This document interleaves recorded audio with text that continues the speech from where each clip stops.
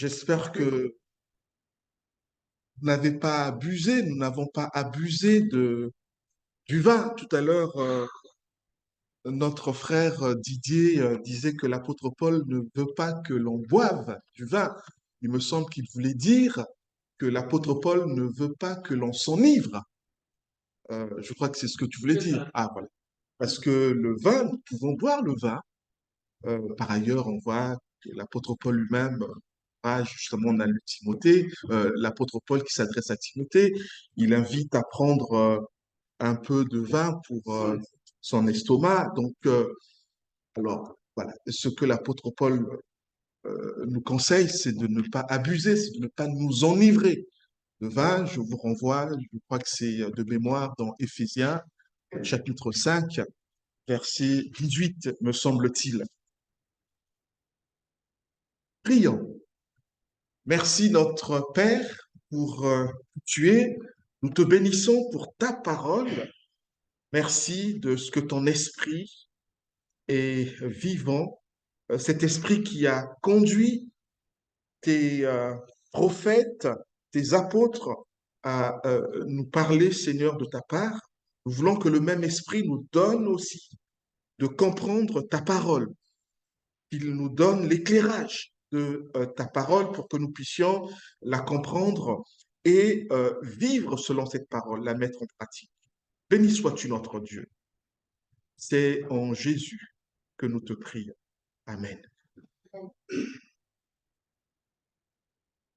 Les lendemains de fête, justement, nous sommes le 1er janvier, nous sortons euh, du réveillon. La prédication de ce matin, je la dois, je suis redevable à Émile Nicole.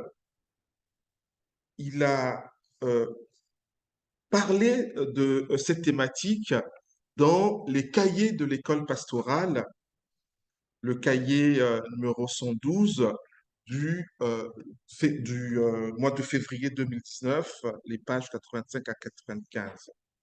Donc, il s'agit d'une adaptation que je fais à l'occasion de cette journée. Les lendemains de fête, un titre qui, je l'espère, fait écho en chacun de nous, tant nous sommes à une période de fête de fin d'année que nous venons de vivre. Peut-être on a été seul, peut-être qu'on a été en famille, peut-être qu'on a été entre amis.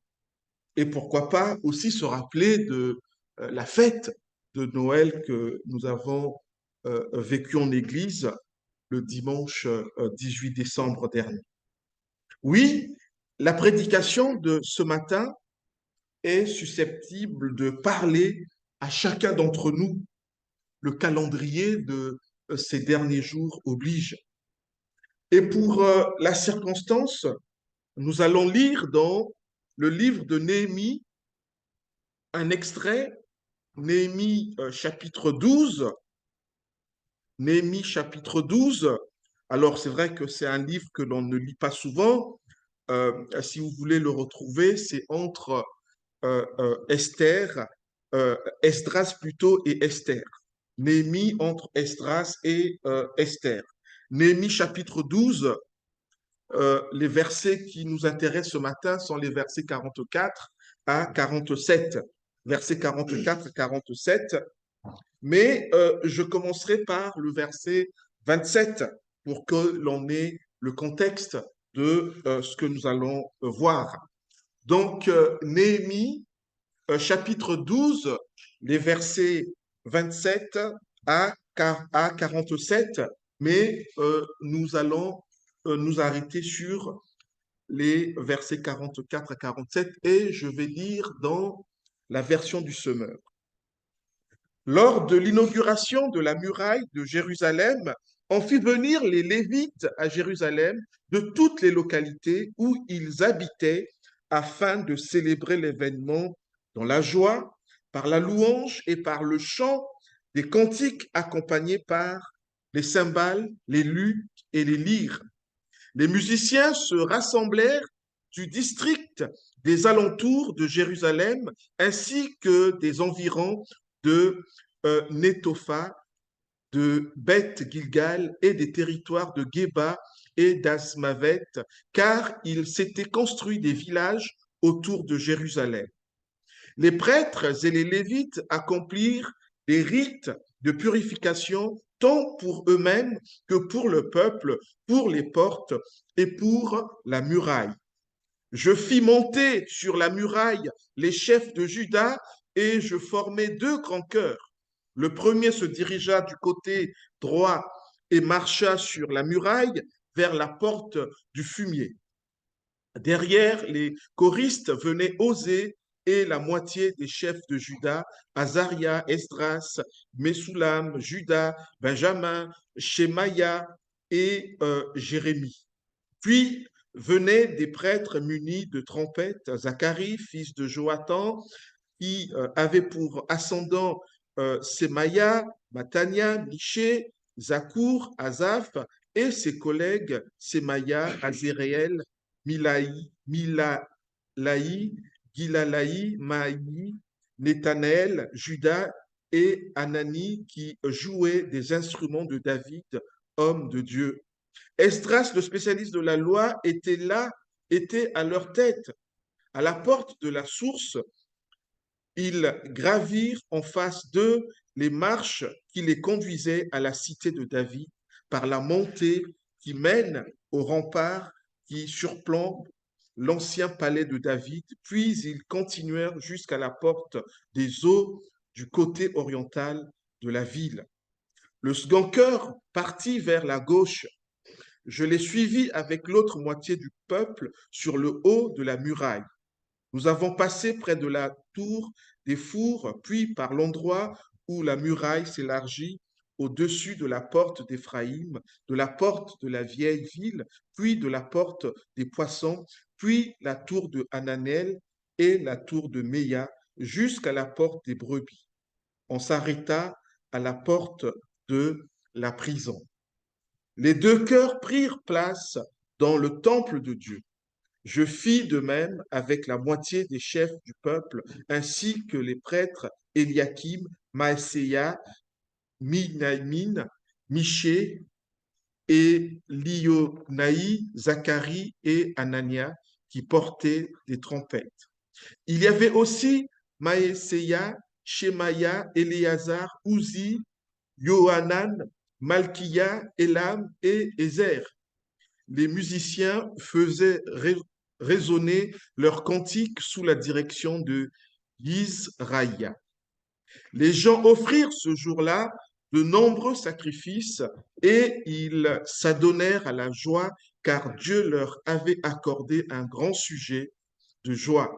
Les femmes et les enfants prirent part aux réjouissances et l'on entendait de loin les cris de joie qui retentissaient à Jérusalem. À cette époque, des hommes furent préposés à la surveillance des salles où étaient entreposées les offrandes et les dîmes. On les chargea d'y recueillir les parts attribuées par la loi aux prêtres et aux lévites provenant des champs qui entouraient les villes. En effet, le peuple de Juda se réjouissait de ce que les prêtres et les lévites étaient en fonction de ce qu'ils assuraient le service de leur Dieu et accomplissaient les rites de purification et de ce que les musiciens et les portiers assumaient leurs fonctions conformément aux instructions de David et de son fils Salomon. En effet, il y avait eu autrefois du temps de David et d'Asaph des chefs des musiciens qui exécutaient les chants de louange et de reconnaissance en l'honneur de Dieu. À l'époque de Zorobabel et au temps de Néhémie, tout le peuple d'Israël donnait chaque jour aux musiciens et aux portiers les parts qui leur revenaient. Ils remettaient aussi aux Lévites les redevances sacrées. Ceux-ci donnaient aux descendants d'Aaron la part qui leur revenait. Jusqu'ici, la parole de notre Dieu. Alors, un simple conseil, si jamais vous voulez donner des prénoms à vos enfants, ne lisez surtout pas ce passage. Les lendemains, donc, de fête. Les lendemains de fête peuvent parfois ressembler à un soufflé au fromage, un soufflé au fromage qui retombe. Je ne sais pas si vous avez l'image du soufflé qui retombe. De la même manière qu'un soufflé retombe, les lendemains de fête ont tendance à nous replonger dans la routine avec nos habitudes. Une routine loin de l'euphorie des fêtes.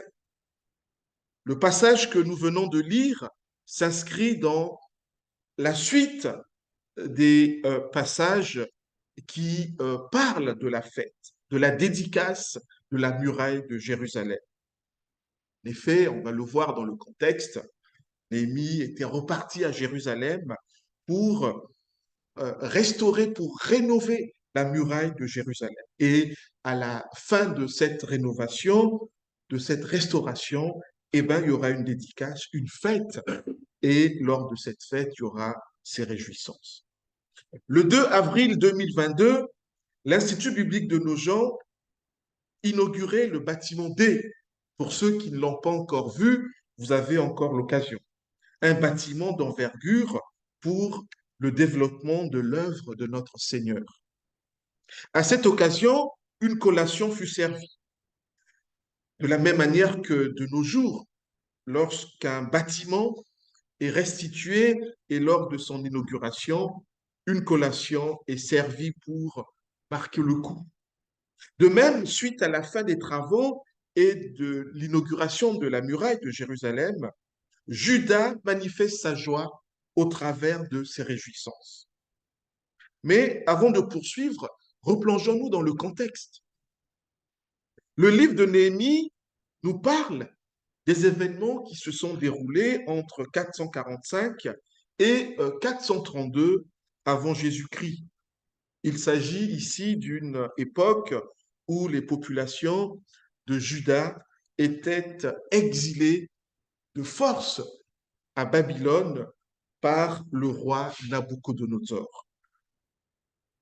Et lorsque cet épisode se déroule, les Judéens qui étaient en exil, eh ben, sont en train de revenir petit à petit en Judée. Donc, c'est un retour qu'ils font en Judée. Ce retour de l'exil sera favorisé par l'Empire perse. Alors, il faut savoir qu'entre-temps, les Perses ont pris le dessus sur les Babyloniens.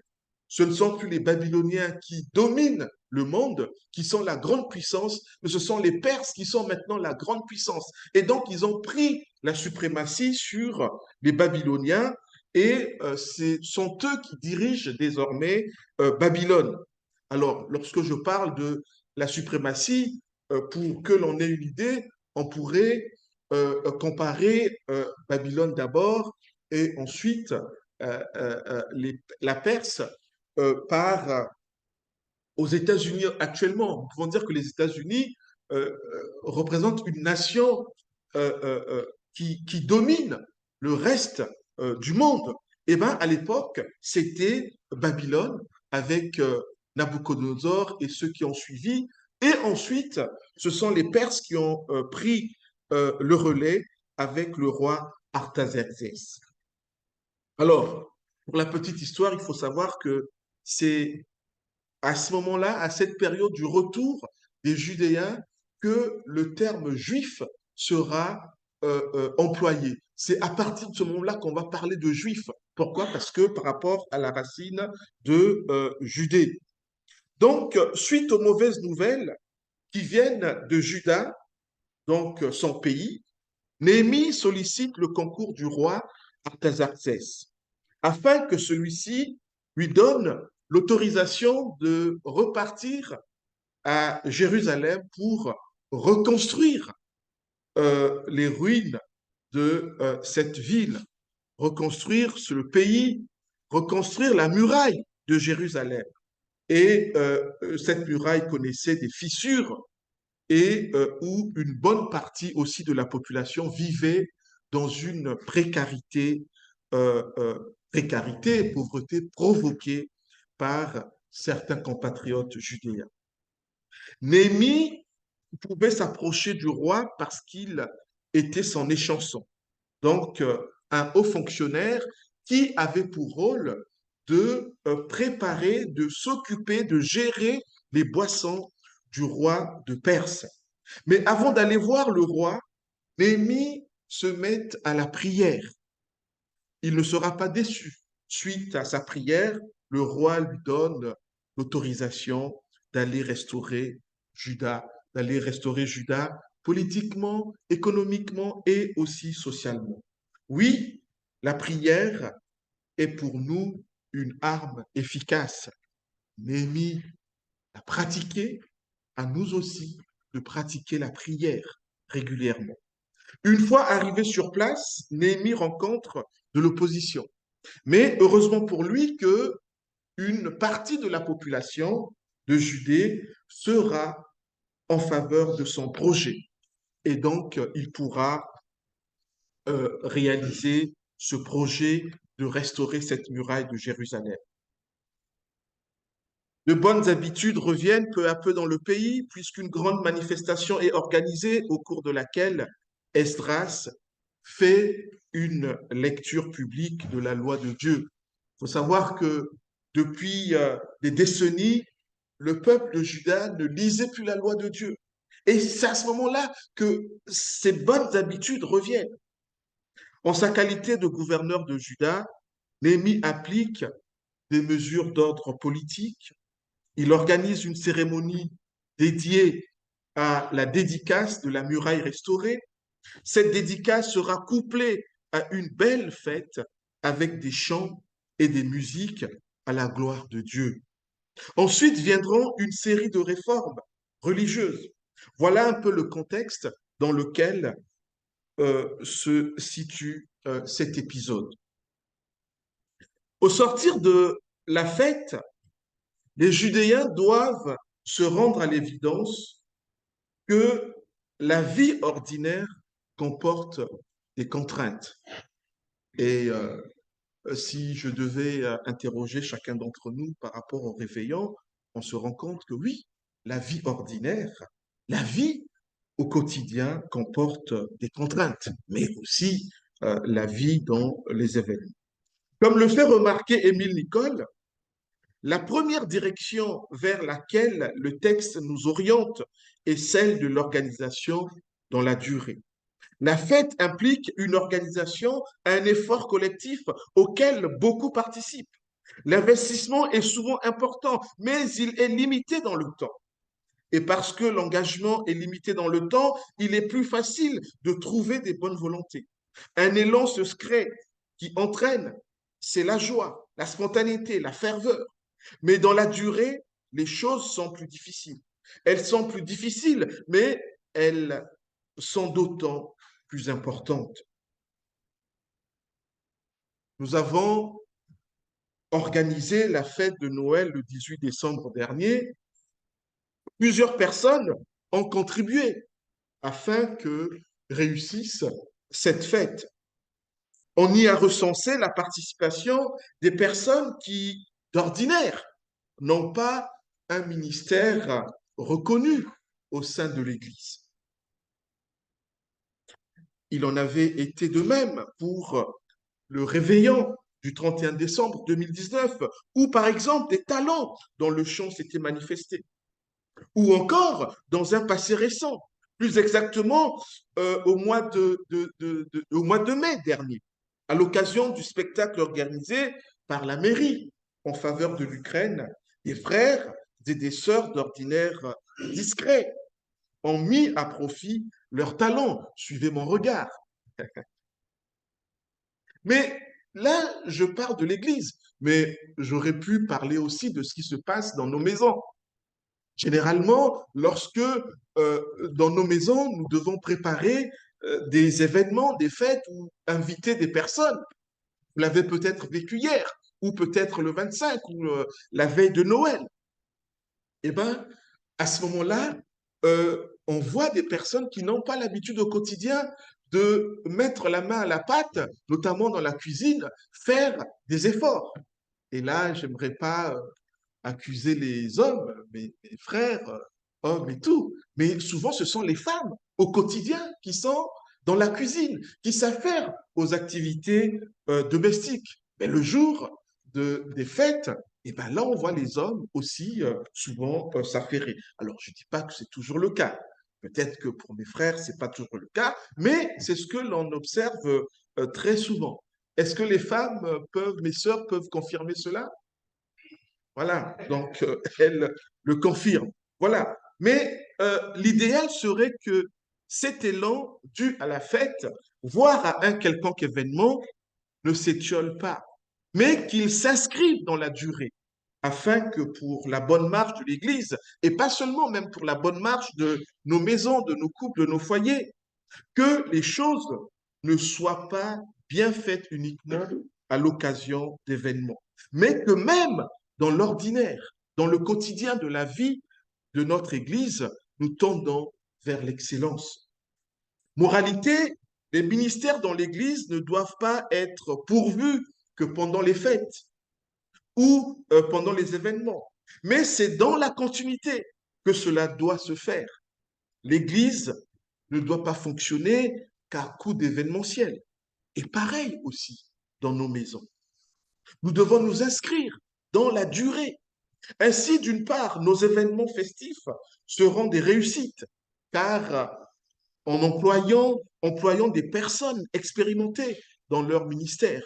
Et d'autre part, les tâches relevant non de l'extraordinaire, mais de l'ordinaire seront aussi des réussites, car faisant appel à des personnes inscrites dans un ministère continu et non ponctuel.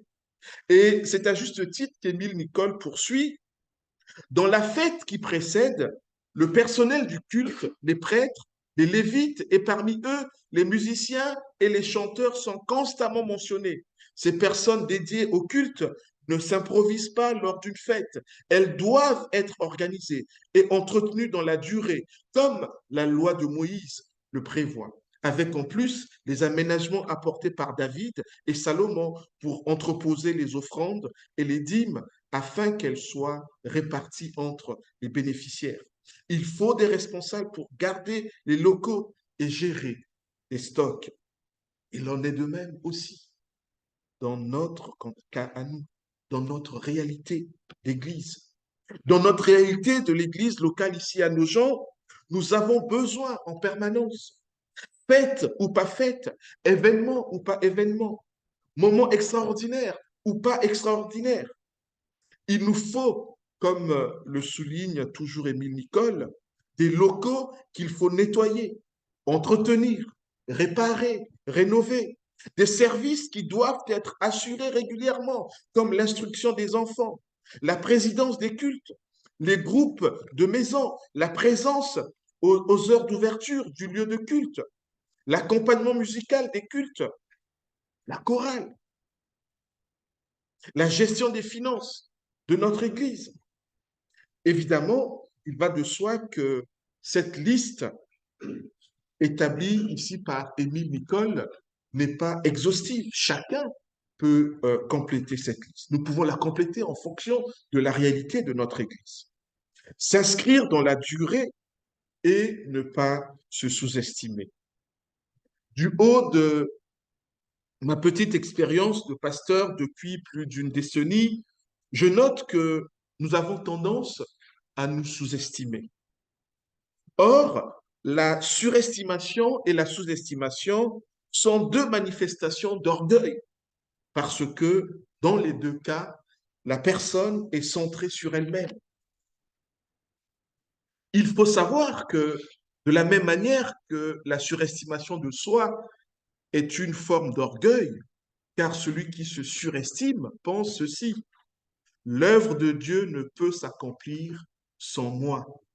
Et malheureusement, dans nos églises, plusieurs ont tendance à le penser.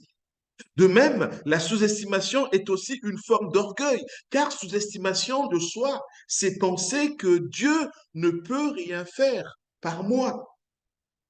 Le fait d'avoir une mauvaise appréciation de soi peut conduire à l'orgueil, à l'immobilisme dans notre marche avec le Seigneur. Nous avons un exemple frappant dans la Bible. Je ne sais pas si vous vous souvenez d'un personnage biblique qui, à ses débuts, se sous-estime. Je ne sais pas si vous avez une idée. Oui, Jonas, Moïse. Oui, Jonas, c'est pas tant la sous-estimation. Jonas, il veut pas rendre service au Seigneur parce qu'il veut pas faire du bien aux ennemis de son peuple. Mais Moïse, comme le dit Didier, se sous-estime.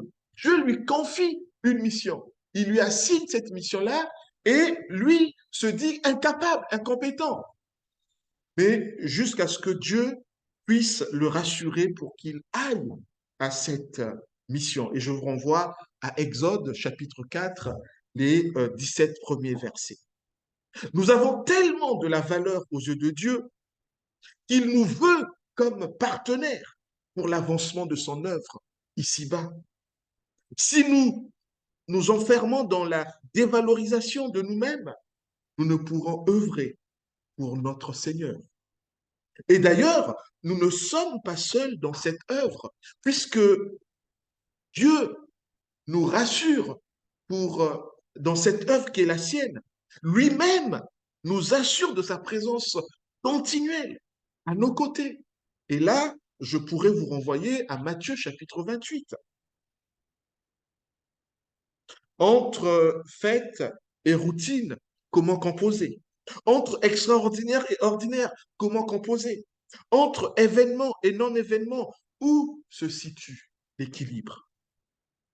Émile Nicole ajoute, la succession dans le livre de Néhémie, dans ce chapitre 12, entre la fête et la routine, nous invite à réfléchir à la façon dont nous les concevons, dont nous les opposons ou les associons dans notre vie spirituelle.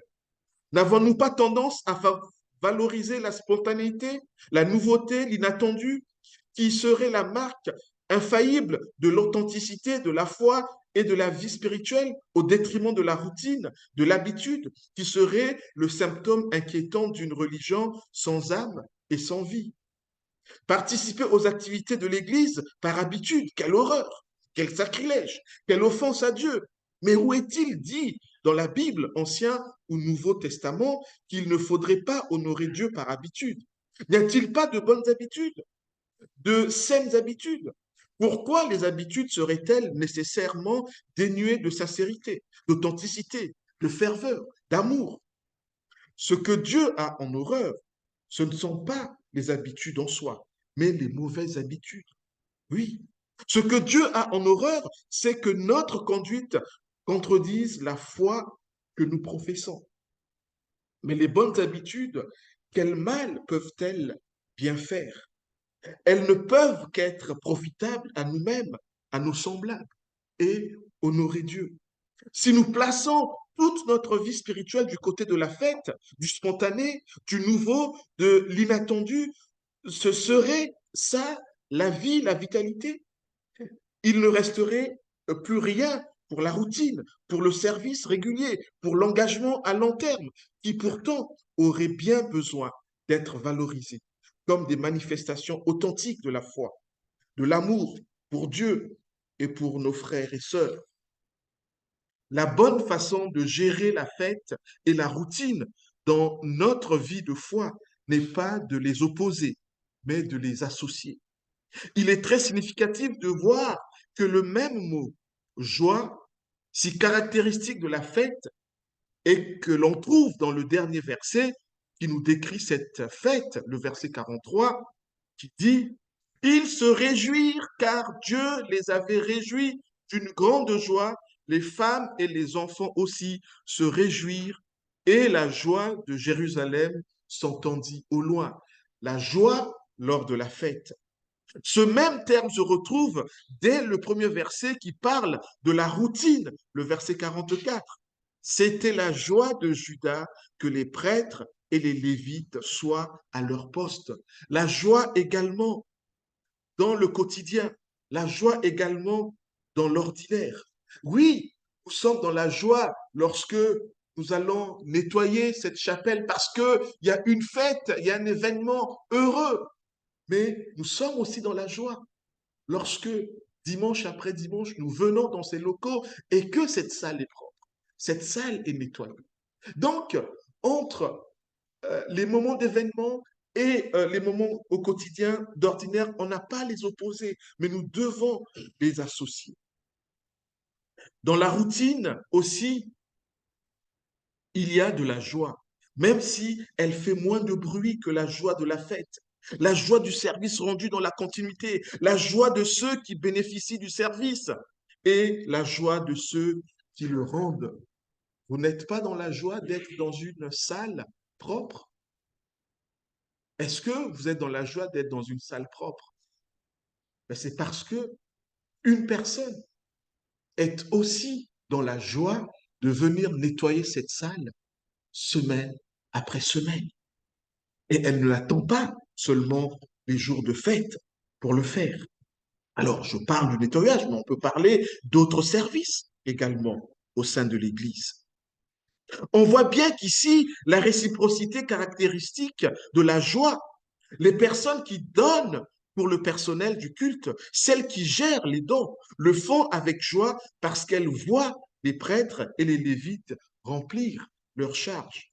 Il est agréable de rendre service lorsque chacun accomplit sa tâche avec conscience et régularité.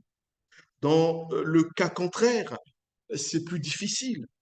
Ceux qui rendent encore service risquent bien de se décourager et jeter l'éponge ou de continuer à rendre service, mais avec mauvaise humeur, en étant fâchés contre ceux qui les laissent seuls remplir la tâche, peut-être même fâchés contre la terre entière.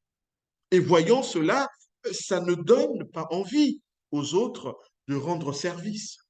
Ils y voient une confirmation de la mauvaise image qu'ils ont du service régulier. Il faut rompre ce cercle vicieux. C'est toujours un honneur et une grâce que de rendre service, même lorsqu'on est mal récompensé. C'est plus difficile, certes. Il faut la grâce de Dieu pour continuer à rendre service, quand bien même on est seul. Mais c'est un beau défi à relever pour progresser spirituellement soi-même, pour aider les autres à avoir une image positive du service et par-dessus tout pour honorer notre Seigneur Jésus qui est venu dans ce monde, non pour être servi, mais pour servir et donner sa vie. L'importance et la joie du service dans la durée et non pas que lors des moments spéciaux. Pour terminer, la question que je nous pose, voulons-nous que dans notre Église, ici à Nogent, que nos événements futurs, que nos fêtes à venir réussissent et honorent notre Dieu? Et j'aurais pu poser la même question dans le cadre de nos maisons. Si tel est le cas, si nous voulons que cela réussisse et honore notre Dieu, je vous invite, en début de cette nouvelle année 2023, de nous inscrire dans un service dans la durée, que chacun prenne sa part, que chacun prenne à cœur son service, non pas pour une personne, mais pour le Seigneur, pour la gloire de notre Seigneur. Sur ce, un heureux nouvel an 2023. Que Dieu nous accompagne, nous aide tout au long de cette année. Amen.